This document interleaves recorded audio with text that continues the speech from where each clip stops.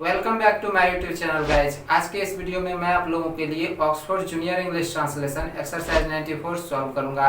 I think ये class आप लोगों के लिए हेल्पफुल रहेगा। यदि आप इसी तरह के यूजफुल कंटेंट रेगुलर देखना चाहते हैं तो इस चैनल को सब्सक्राइब करें। एंड वन मोर थिंग, जितना हो सके अपने दोस्तों के साथ इस वीडियो को ज़्यादा से ज़्यादा शेयर भी करें ताकि उन्हें भी इसका लाभ मिल सके। एक्सरसाइज को सॉल्व करते हुए जितनी आवश्यकता होगी एक्सप्लेन भी करूंगा, अर्थात आप लोगों को समझाने का प्रयत्न भी करूंगा। So keep patience and watch properly. पहला अनुवाद है, आपके पिताजी कहाँ गए हैं। देखो सब्जेक्ट के बाद कहाँ प्रयोग में आया है, ठीक है। तो सबसे पहले वेयर लिखेंगे। अब यहाँ पर आप देखो कि वाक्य के अंत में क्या है, ए है, अर्थात इस क्रिया का अनुवाद हम प्रेजेंट परफेक्ट टेंस में करेंगे। और यहाँ पर सब्जेक्ट क्या है, आपके पिताजी, your father. Your father third person के सिंगुलर नंबर के अंतर्गत आता है, इट मींस हैज प्रयोग करेंगे। तो वेयर के बाद क्या लिखेंगे, हैज। हैज के बाद सब्जेक्ट आएगा योर फादर, और सब्जेक्ट के बाद क्या आएगा, V3, वर्ब का तीसरा फॉर्म। वर्ब यहाँ पर क्या है, गए, जाना, गो, वेंट, गोन, ठीक है।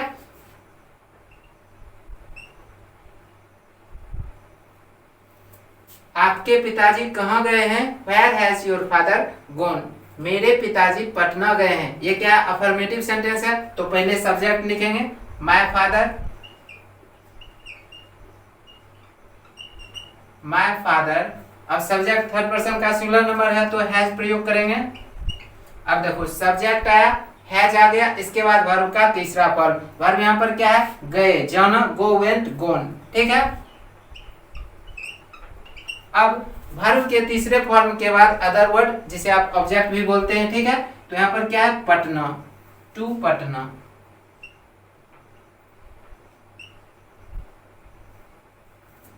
मेरे पिताजी पटना गए हैं, my father has gone to Patna. तुमने उसे क्यों पीटा है। यहाँ पर देखो सब्जेक्ट के बाद क्यों लगा हुआ है, ठीक है। सब्जेक्ट यहाँ पर क्या है, तुमने। तो सबसे पहले व्हाई लिखेंगे, और यहाँ पर सब्जेक्ट के अनुसार हैव प्रयोग में आएगा, तो पहले हैव लिखेंगे। हैव के बाद सब्जेक्ट आएगा, सब्जेक्ट यहाँ पर क्या है, तुमने, यू, ठीक है। सब्जेक्ट के बाद वर्ब का तीसरा फॉर्म। वर्ब यहाँ पर क्या है, पीटना। बीट का तीसरा फॉर्म क्या होता है, बीटेन।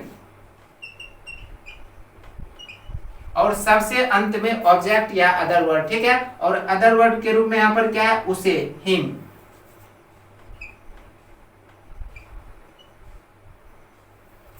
तुमने उसे क्यों पीटा है, why have you beaten him. मैंने उसे नहीं पीटा है, ये क्या है, निगेटिव सेंटेंस है। तो पहले सब्जेक्ट लिखेंगे आई।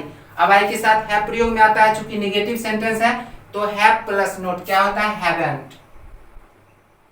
हैव प्लस नोट क्या हो जाएगा,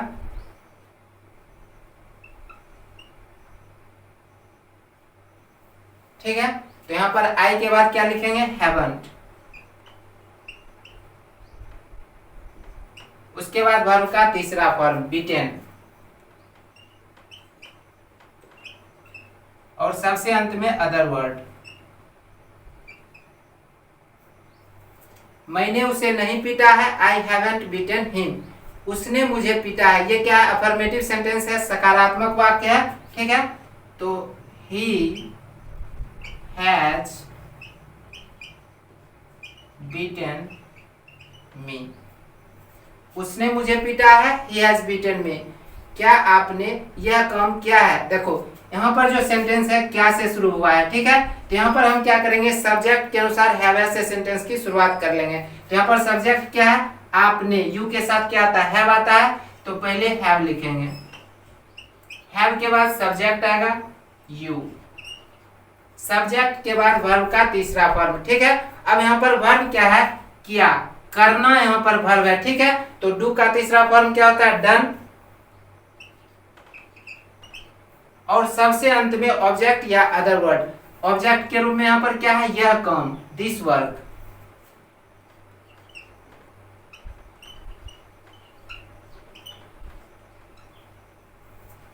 क्या आपने यह काम किया है, have you done this work, ठीक है। मैंने यह काम नहीं किया है, नेगेटिव सेंटेंस है। तो आई haven't done this work, मैंने यह काम नहीं किया है। I haven't done this work। वह कब आ रही है, यहाँ पर देखो वाक्य के अंत में रही है।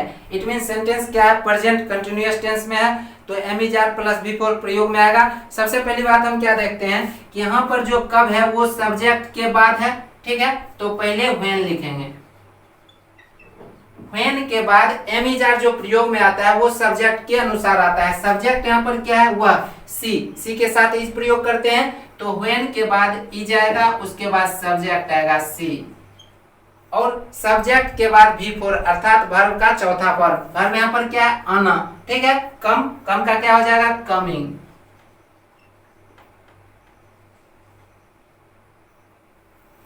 वह कब आ रही है, व्हेन इज सी कमिंग। वह कल आ रही है, ये क्या है, अफर्मेटिव सेंटेंस है, सकारात्मक वाक्य है, ठीक है। तो सी इज कमिंग टुमारो। वह कल आ रही है, सी इज कमिंग टुमारो।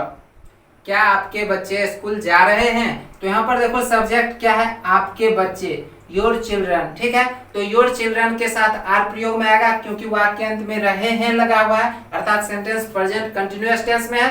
तो सबसे पहले आर लिखेंगे, उसके बाद सब्जेक्ट आएगा योर चिल्ड्रन, ठीक है। उसके बाद वर्ब का चौथा फॉर्म गोइंग,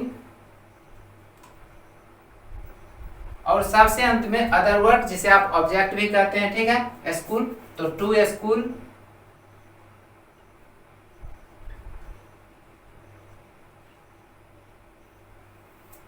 क्या आपके बच्चे स्कूल जा रहे हैं, are your children going to school.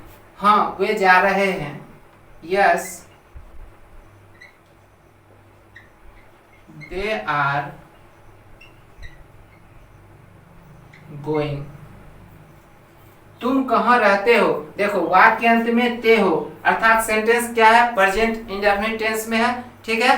तो हम क्या करेंगे कि सबसे पहले यहाँ देखते हैं सब्जेक्ट के बाद कहाँ लगा हुआ है, ठीक है। तो पहले वेयर लिखेंगे, और वेयर के बाद डू या फिर डज का प्रयोग हम सब्जेक्ट के अनुसार करते हैं। सब्जेक्ट यहाँ पर क्या है, तुम, यू के साथ डू प्रयोग करेंगे, तो वेयर के बाद डू आ जाएगा, ठीक है। डू के बाद सब्जेक्ट आएगा यू, और सबसे अंत में भी वन अर्थात वर्ब का फर्स्ट फॉर्म, रहते, रहना, ठीक है, लिव। तुम कहाँ रहते हो, वेयर डू यू लिव। मैं पटना में रहता हूं, आई लिव इन पटना।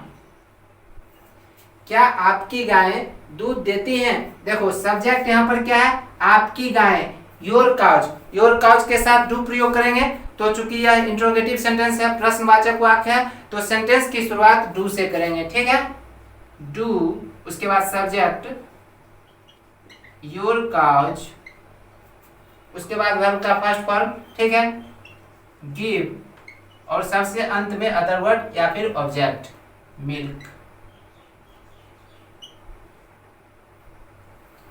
क्या आपकी गायें दूध देती हैं, do your cows give milk. हाँ मेरी गायें दूध देती हैं, yes my cows give milk.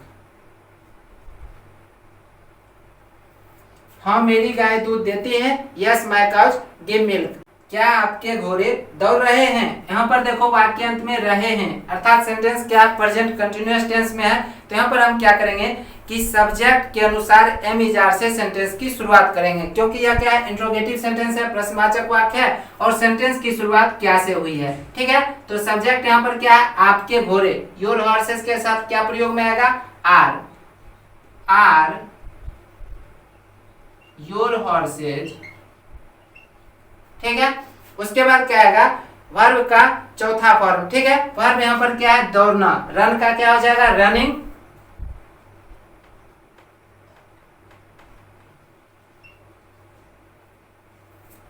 क्या आपके घोड़े दौड़ रहे हैं? Are your horses running?